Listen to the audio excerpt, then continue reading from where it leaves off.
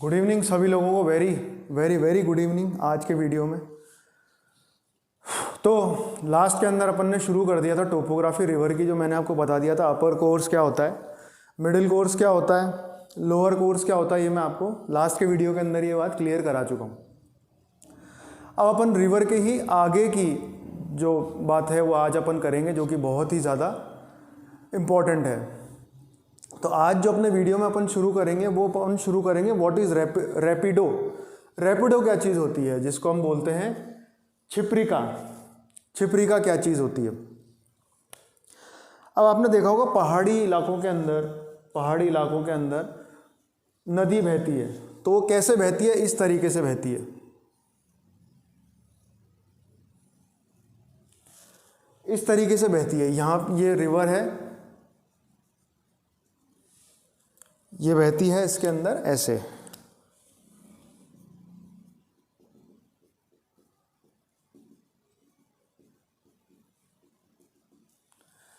अब इसके अंदर क्या होता है कि नदी बहती है तो कहीं पर तो होती है हार्ड चट्टान, जहाँ पे बहुत मजबूत और बहुत ही ताकतवर चट्टान होती है जो कि टूटती नहीं है। पर कहीं जगह पर ऐसा होता है खाली स्पेस होता है, या कहीं पर ऐसी जगह होती है जो कि बहुत ही ज़्यादा कोमल होती है। तो पानी जब बहता है तो वो उनको हटाता जाता है, तो जैसे ही ये हटाता जाता है तो ये ऊपर नीचे हो जाती है। आप लोगों ने देखा होगा कि बड़े बड़े पहाड़ी इलाके जो होते हैं वहाँ पर रिवर राफ्टिंग होती है। रिवर राफ्टिंग जिसके अंदर नाव के अंदर बैठते हैं और वो ऐसे ऐसे नाव कूदती है उनकी, ऐसे वो इसी वजह से होती है कि नाव यूँ आती है यूँ ऊपर नीचे जाती है। तो ये छिपरिका कहलाती है, रैपिडो होती है। रैपिडो कैसे बनता है, वेदरिंग की वजह से रैपिडो बनता है। वेदरिंग और साथ के अंदर इरोजन, यानी नदी जो आती है वो तोड़ती हुई भी जाती है और साथ के अंदर खींच के उसको आगे लेती हुई भी जाती है। तो रैपिडो जो होता है ये किससे बनता है,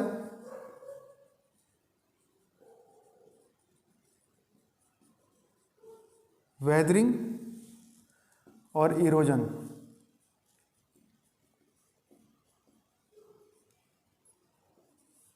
वेदरिंग का मतलब तोड़ना और इरोजन का मतलब होता है नोचना कह लो या घसना कह लो।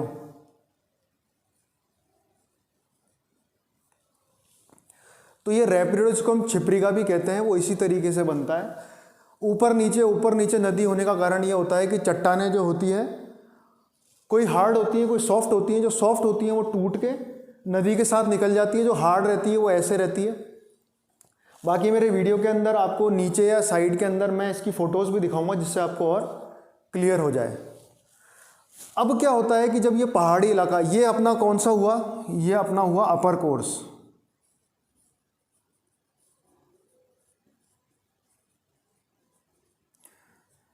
ये अपना अपर कोर्स हुआ जिसको हम कहते हैं युवा अवस्था।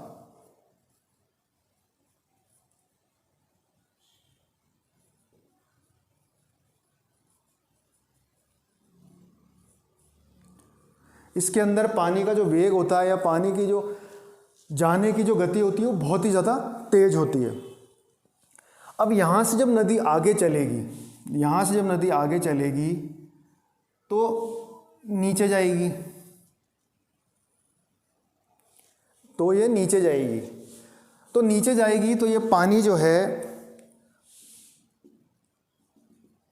ये पानी आपका यूं नीचे आएगा।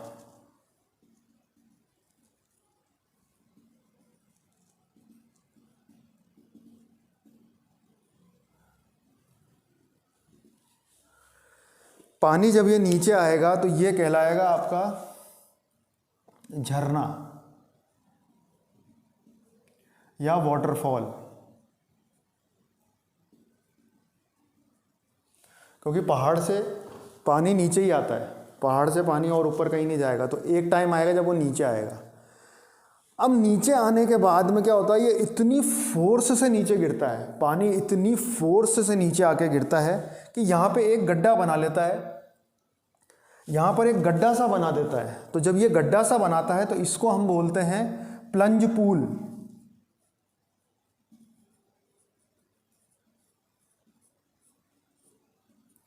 या इसको हम अवनमन कुंड भी कहते हैं। अवनमन कुंड, इसको हम अवनमन कुंड भी कहते हैं। अब ये कैसे बनता है? ये भी जब ऊपर से नीचे आके गिरता है तो ये भी, इसके अंदर भी वेदरिंग लगती है, यानी ये आके तोड़ेगा, इतना जोर से गिरेगा तो ये चीज़ टूटेगी।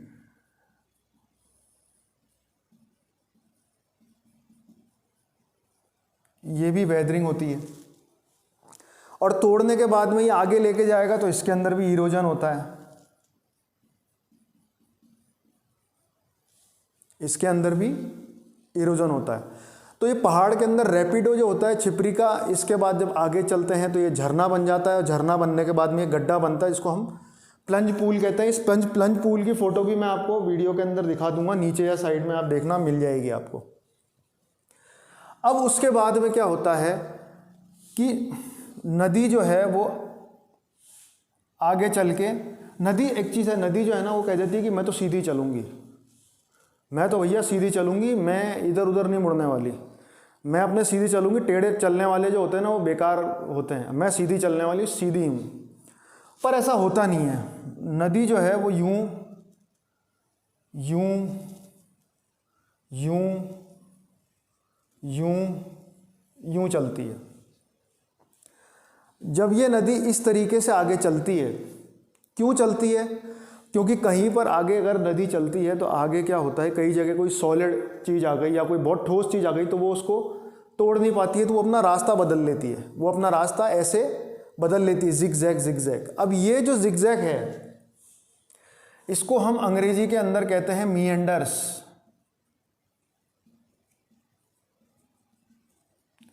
इसको हम कहते हैं मीएंडर्स।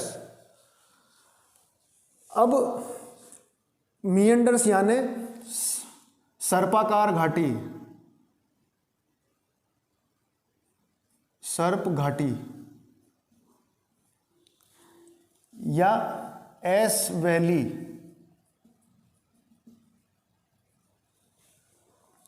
इसको हम एस वैली भी कहते हैं।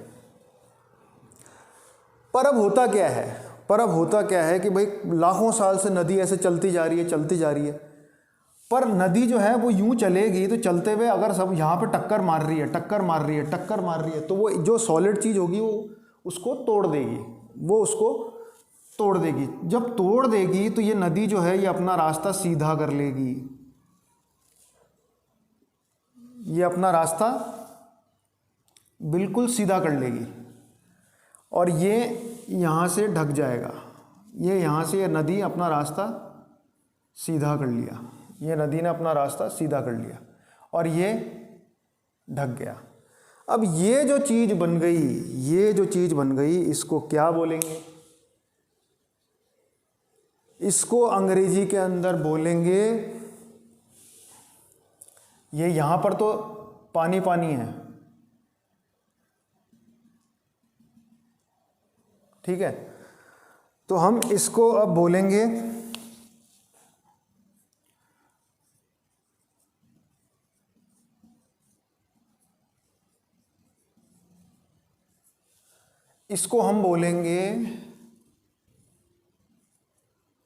Oxbow lake.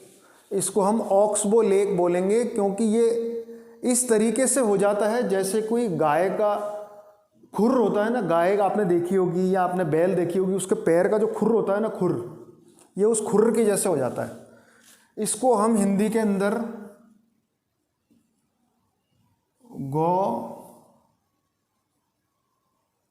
गोखुर झील भी कहते हैं। इसको हम हिंदी के अंदर गोखुर झील भी कहते हैं।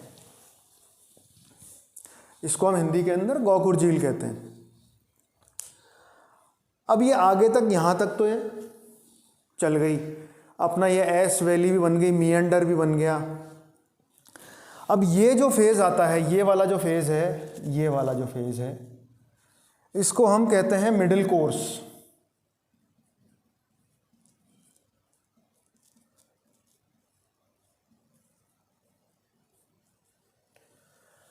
इसके अंदर जो नदी का जो बहाव होता है वो बहुत ज़्यादा तेज भी नहीं होता है तो बहुत ज़्यादा धीरे भी नहीं होता है। ये एवरेज मतलब स्पीड होती है पर इतनी ज़्यादा नहीं होती जितनी कि इसके अंदर अपर कोर्स में पहाड़ों के उस पर होती है। इसकी स्पीड कम होती है। इसके अंदर भी क्या होता है, इरोजन होता है।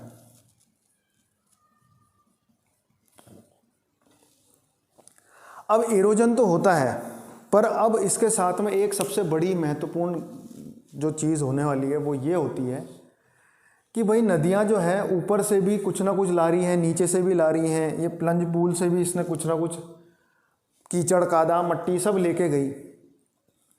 तो अब क्या होता है, ये साथ के अंदर अपने ये जमाती जाती हैं ऐसे ऐसे। ये कीचड़ साइड के अंदर जम जाता है, साइड के अंदर ऐसे जम जाता है, ऐसे जम जाता है साइड के अंदर, ऐसे ऐसे साइड के अंदर जम जाता है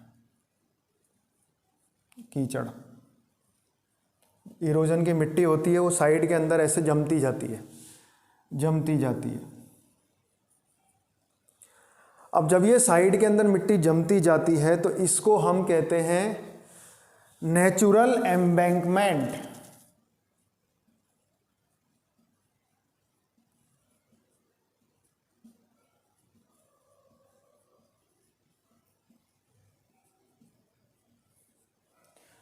इसको हम कहते हैं नेचुरल एम्बैंकमेंट या प्राकृतिक तटबंध, या हम कहते हैं प्राकृतिक तटबंध, या इसको हम कहते हैं नेचुरल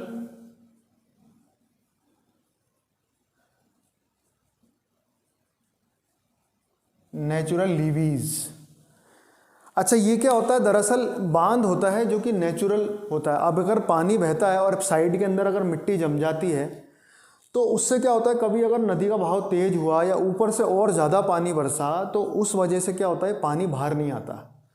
ये पानी बाहर नहीं आता क्योंकि ये मिट्टी जो है ये हाइट के ऊपर जमती जाती है, जमती जाती है, जमती जाती है, तो ये ऊपर की तरफ ये नहीं आता। अब अगर यहीं पर अगर इंसान जो होते हैं वो अगर बाहर से मिट्टी ला के डाल देते हैं, बाहर से मिट्टी डाल देते हैं तो वो कहलाते हैं डैम्स। वो हो जाते हैं आर्टिफिशियल डैम्स, या उनको हम कहते हैं बांध, उनको हम कहते हैं बांध। पर ये क्या है, नेचुरल प्राकृतिक तटबंध हैं जो ये नदियाँ अपने साथ के अंदर लेके आती हैं। कीचड़, सिल्ट या पेबल्स या कुछ भी बोल सकते हो, मिट्टी लेके आती है, वो यहाँ साइड के अंदर जमा कराती जाती। देखा होगा आपने नदियों के साइड के अंदर मिट्टी जमी हुई रहती है। अब यहाँ तक तो अपना हो गया है, यहाँ तक तो अपना ये हो चुका है कि भाई मिडिल कोर्स। अब अपन इसके अंदर आगे जो बात करेंगे वो अपन बात करेंगे लोअर कोर्स की। ये है अपर कोर्स, ये है मिडिल कोर्स, इसके बाद में आता है लोअर कोर्स। अब इसके बाद जो अपन बात करेंगे वो अपन बात करेंगे लोअर कोर्स की। अब लोअर कोर्स में आगे क्या होता है वो मैं आपको बताता हूँ।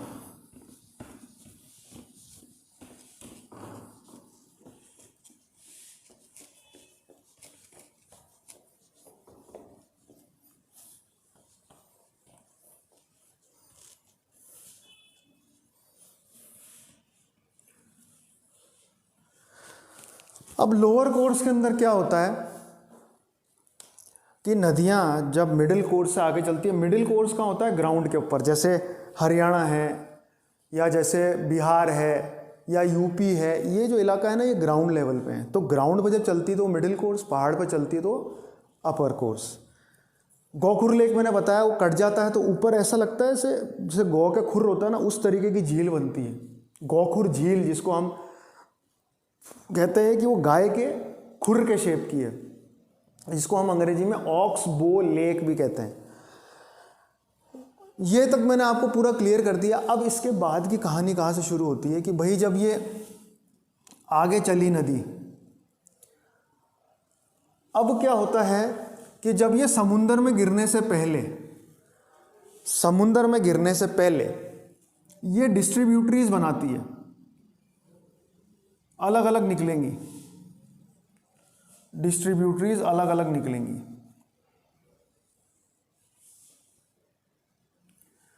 ये डिस्ट्रीब्यूटरीज को हम कहते हैं वितरिका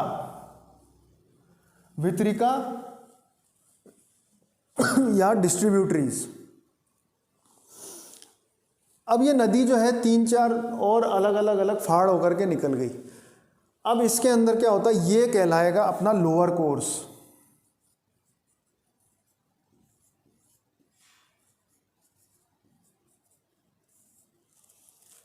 लोअर कोर्स जिसको हम प्रौढ़ावस्था भी कहते हैं, वृद्धावस्था, प्रौढ़ा नहीं, प्रौढ़ावस्था तो हम कहते हैं मिडिल कोर्स को, यह है वृद्धावस्था।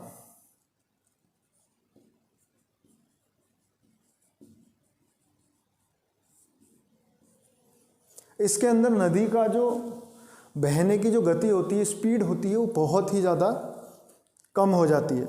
इसके अंदर नदी की जो स्पीड है बहुत कम हो जाती है। अब इसके अंदर भी क्या होता है,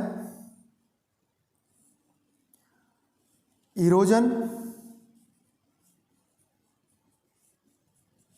और डिपोजिशन।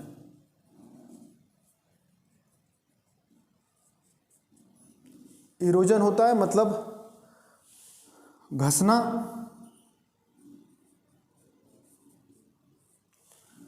कोई चीज़ घसेगी तो वो साथ के अंदर वो मट्टी को उसको घस घस के तोड़ के आगे ले जाती है। और डिपोजिशन मतलब जमा करना।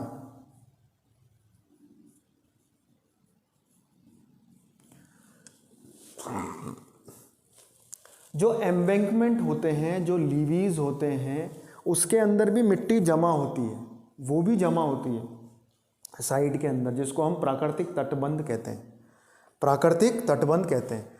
अब इसके अंदर भी क्या होता है कि नदियां जो होती है वो जमा करती है। अच्छा, जमा करती हैं तो अब ये समुद्र से गिरने के पहले ये ऐसे ट्रायंगल सा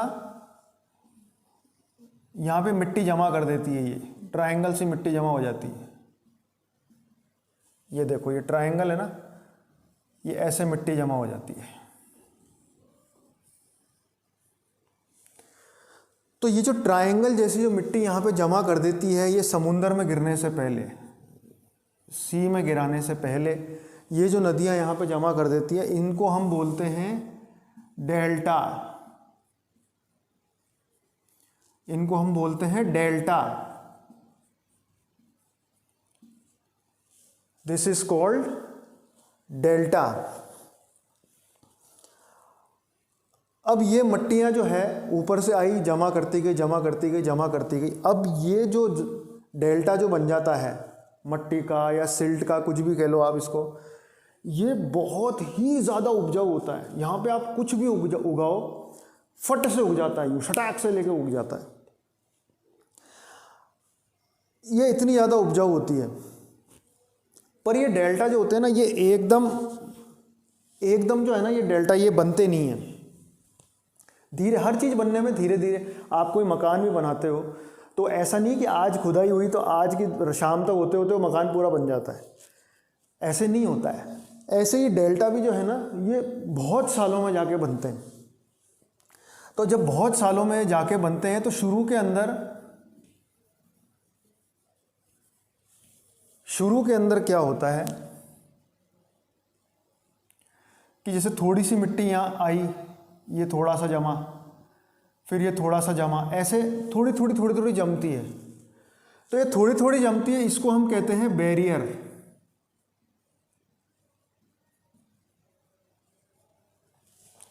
या अवरोधक।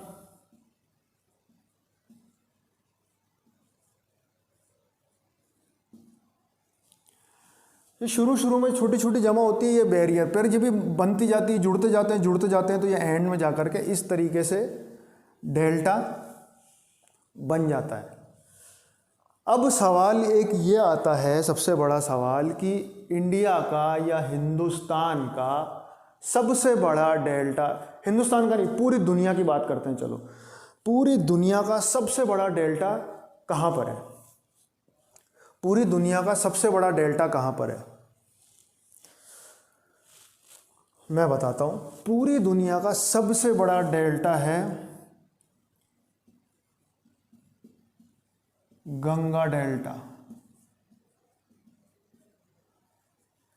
और इसका फैलाव क्षेत्र कहाँ है? ये कहाँ तक फैला हुआ है? वेस्ट बंगाल से बांग्लादेश।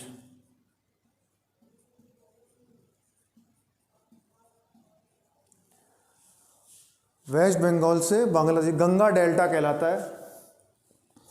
अब इस गंगा डेल्टा का जो असली नाम है वो है ब्रह्मपुत्र डेल्टा, ब्रह्मपुत्र डेल्टा नहीं, सुंदरबन डेल्टा।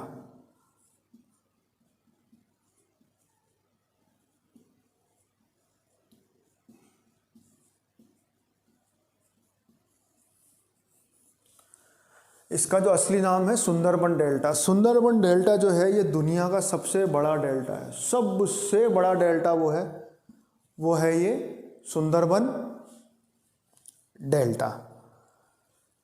तो ये यहाँ आ गई, इसने मिट्टी जमा करना शुरू किया तो पहले बैरियर या अवरोधक इसने इकट्ठे किए, फिर अवरोधक जो है बैरियर है वो जुड़ते गए, उसके बाद में बन गया ये डेल्टा जो कि त्रिकोणाकार होता है।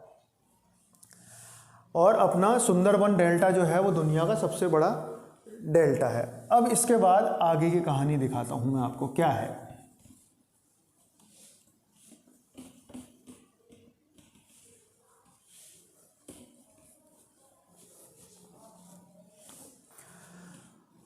अब सपोज करो कि कोई नदी यूं चल रही है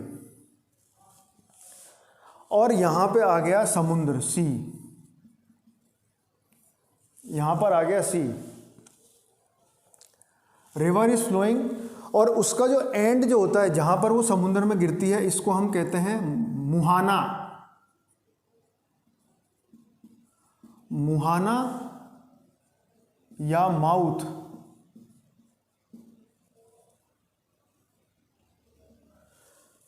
जब भी नदी समुद्र में गिरने वाली होती है तो वो जो उसकी एंड की जगह होती है या आखिरी की जगह होती है उसको हम मुहाना या माउथ कहते हैं। और नदी जहाँ से बनती है उसको हम कहते हैं ओरिजिन।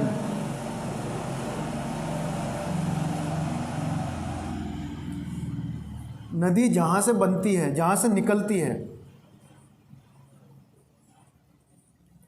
नदी जहाँ से भी निकलती है, बिल्कुल स्टार्टिंग पॉइंट जो होता है ना नदी का, उसको हम कहते हैं ओरिजिन। और जो बिल्कुल एंड का होता है कि समुद्र में गिरने वाली है उसको हम कहते हैं माउथ, उसको हम कहते हैं माउथ। अब क्वेश्चन ये आता है कि भाई अगर नदी अब समुद्र में गिरने वाली है और इसके दोनों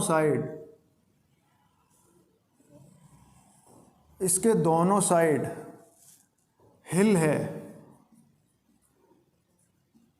या माउंटेन है, हिल है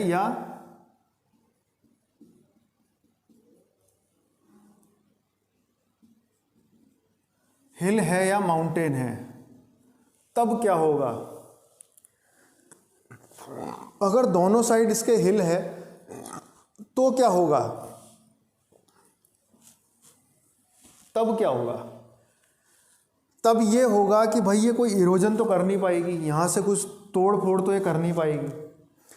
जो साथ में पीछे से ये लेके आ रही है अपना कचरा, जो भी ये कचरा पीछे से लेके आ रही है या मट्टी सिल्ट वगैरह लेके आ रही है, तो ये डिस्ट्रीब्यूटरीज तो बना नहीं पाएगी, ये वितरिका यहाँ पे नहीं बना पाएगी। क्यों नहीं बना पाएगी? क्योंकि दोनों साइड में इसके पहाड़ है।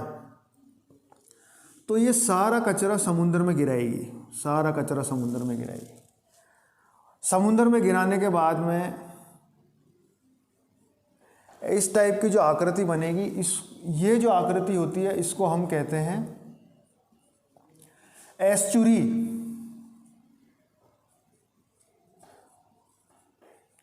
इसको हम कहते हैं एस्चुरी या ज्वार नद।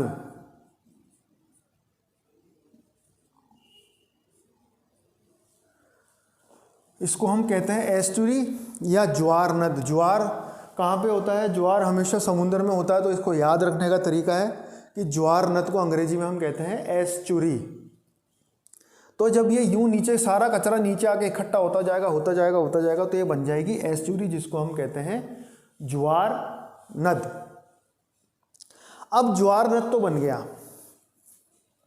ज्वार नद तो बन गया। अब सवाल ये इकट्ठा होता है, सवाल ये आता है एक सबसे बड़ा हुआ कि अगर सपोज करो कि इसके जो है एक साइड में हिल है, कोई भी नदी के एक साइड के अंदर हिल है और दूसरी साइड के अंदर कुछ भी नहीं है, तो क्या होगा? तो क्या हो सकता है इसका? एक साइड में पहाड़ है और एक साइड के अंदर कुछ भी नहीं है, तो इसका क्या होगा? अब क्या होता है कि ये यहाँ पर तो कोई डिस्ट्रीब्यूटरी नहीं निकाल पाएगी, पर ये यहाँ पर डिस्ट्रीब्यूटरियाँ निकालेगी।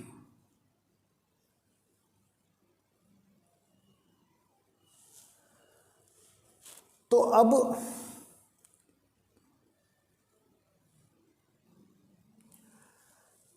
एक साइड में तो डिस्ट्रीब्यूटर निकलेगी नहीं, तो ये इस कंडीशन के अंदर रिवर फॉर्म्स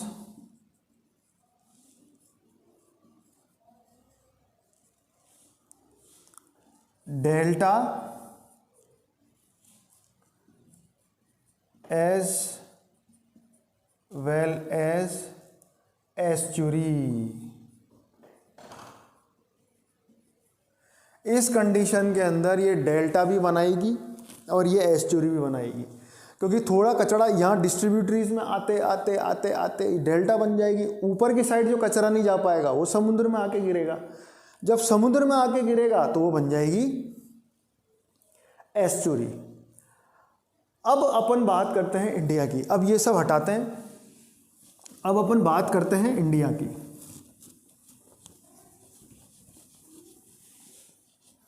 अब अपन बात करते हैं इंडिया की।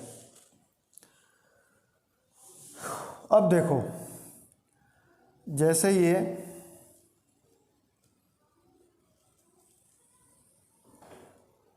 ये अपना साउथ इंडिया है,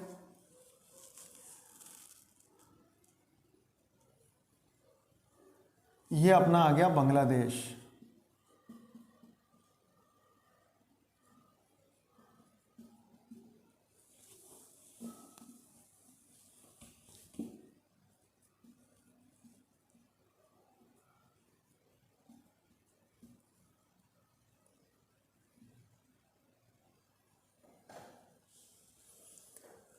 अब ये बांग्लादेश है और ये इंडिया है। अब गंगा जब यहाँ से निकलती है, उत्तराखंड से गंगा जब निकलती है, तो ये यहाँ जा कर के बनाती है डेल्टा। ये बनाती है डेल्टा, जिसको हम कहते हैं सुंदरबन डेल्टा।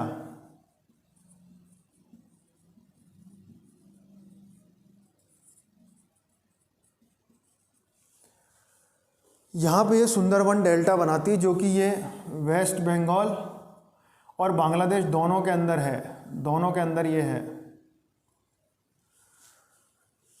ये दुनिया का सबसे बड़ा डेल्टा है, इससे बड़ा डेल्टा पूरी दुनिया में कहीं पे भी नहीं। अब अपन बात करते हैं ये वेस्टर्न घाट की।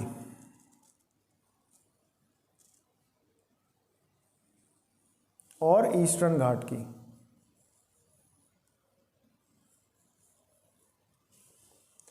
वेस्टर्न घाट और ईस्टर्न घाट की बात करते हैं। यहाँ पर एक नदी निकलती है जिसको हम बोलते हैं नर्मदा,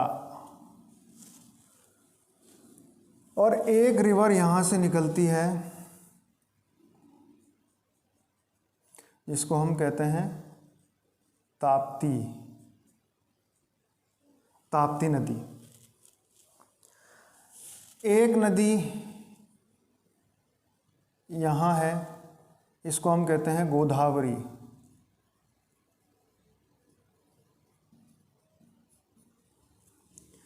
अब ध्यान से देखना इसके अंदर क्या चीज़ होती है।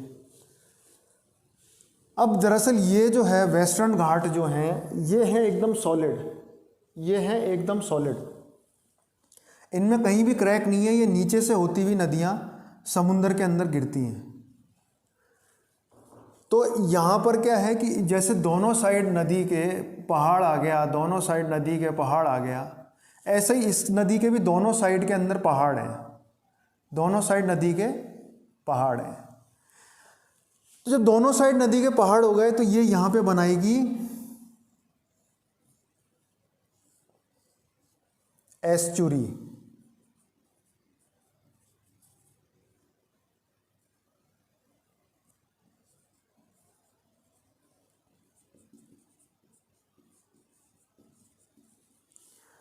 ये बनाती है एस्चुरी। इंडिया में ताप्ती और नर्मदा नदी जो है ये बनाती है एस्चुरी। अब गोदावरी के अंदर क्या है, गोदावरी के अंदर जो ये ईस्टर्न घाट जो हैं ये टूटे फूटे हैं बीच के अंदर। जैसे ये टूटा फूटा है, अब ये नदी यहाँ से निकल रही है, ठीक है, ये नदी यहाँ से निकल रही है। अब ये यहाँ पर तो ये टच हो रहा है, तो ये हिस्सा तो पहाड़ में है लॉक, और यहाँ पे ये इतना लॉक हो गया, यहाँ पर ये गैप आ गया, बीच के अंदर ये गैप आ गया। अब जब ये गैप आ गया बीच के अंदर, तो ये जब गिरती है तो ये यहाँ पर डेल्टा भी बनाती है, और ये यहाँ पर यूं गिरती है तो ये एस्चुरी भी बनाती है।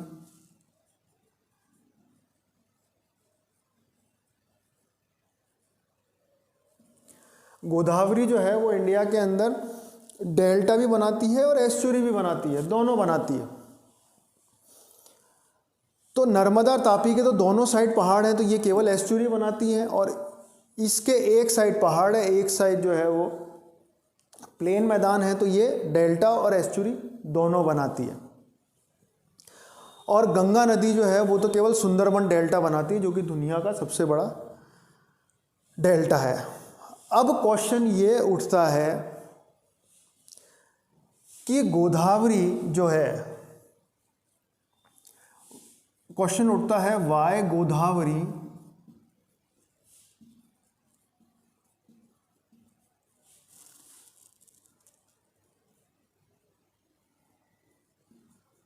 Godavari make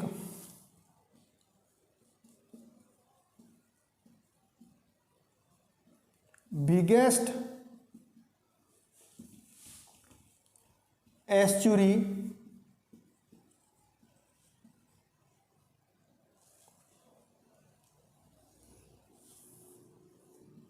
of India.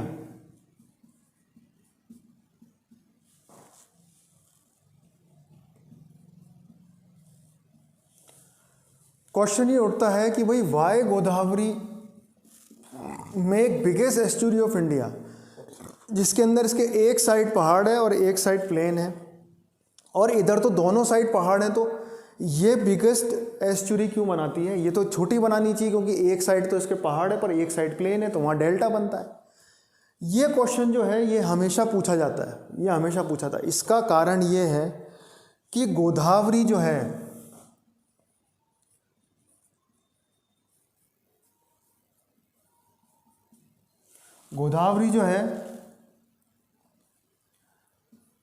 Has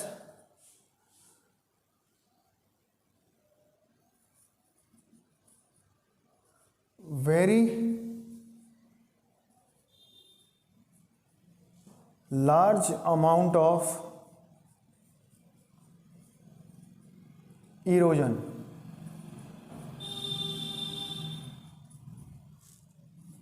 compared to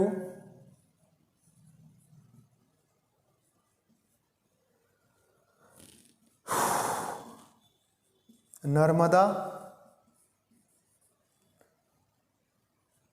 Tapti.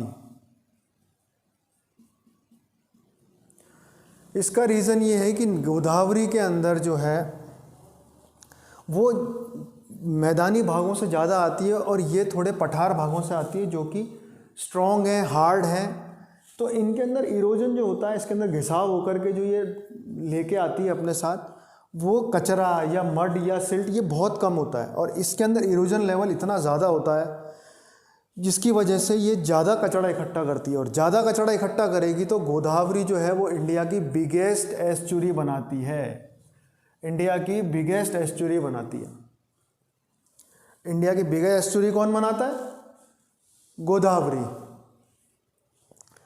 तो आज के वीडियो में मैंने आपको बता दिया रैपिडो क्या होता है, प्लंज पूल क्या होता है, वाटरफॉल क्या होता है, प्राकृतिक तटबंध क्या होते हैं, डिस्ट्रीब्यूटरीज क्या होती हैं, और एंड में मैंने आपको डेल्टा भी बता दिया और मैंने आपको एस्चुरी भी बता दिया है। अब ये रिवर जो बनाती है,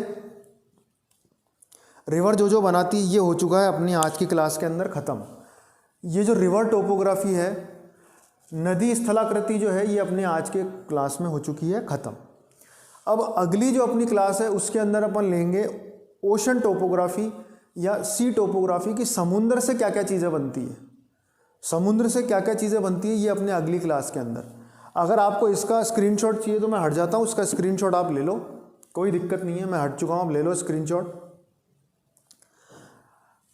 इसके अलावा जो भी लोग मेरे चैनल पे नए आए हैं वो चैनल को लाइक, शेयर, सब्सक्राइब और कमेंट करना बिल्कुल भी ना भूलें, और बेल बजाना तो बिल्कुल भी ना भूलें, क्योंकि अगर बेल आप नहीं बजाओगे ना तो आपके पास के अंदर नोटिफिकेशन नहीं आएगा कोई भी नए वीडियो का, और एक भी वीडियो आपने मिस कर दिया तो आगे वाला वीडियो आपको समझ में नहीं आएगा। तो आज के वीडियो के लिए इतना ही। जय हिंद।